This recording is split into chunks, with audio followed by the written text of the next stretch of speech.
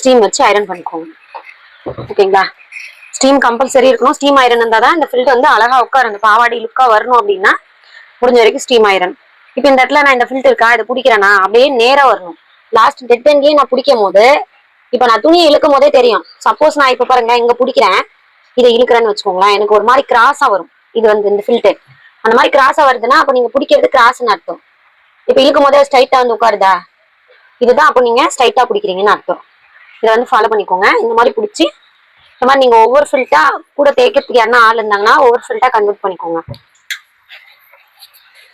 இந்த மாதிரி தேய்ச்சிட்டீங்கன்னா இப்போ இந்த மாதிரி ஃபில்ட் வந்து இப்போ இது ஒன்று எடுத்துட்டேன், திரும்பி அடுத்து 2 எடுக்கிறேன். நான் கிட்டத்தட்ட ஒரு 4 ஃபில்ட் ஒட்டுக்க எடுப்பேன் இப்படி. ஸோ என் விரல்ல தான் நான் வந்து ஃபில்ட்டை ஃபோல்டு பண்ணுவேன். இப்போ பாருங்க பண்றேன். இது 3 எடுத்துட்டேன். ஸோ இன்னொன்று எடுக்கிறேன், 4 எடுத்துட்டேன். நான் 4 இப்படி அழுத்தி பிடிச்சிட்டு இப்படி இழுப்பேன். இப்படி இழுக்கும் போது ஈவன் ஆயிடும். அதுக்கப்புறம் அப்படியே வச்சு ஐரன் பாக்ஸை ஸ்டீம் வச்சு தேய்ச்சிருங்க.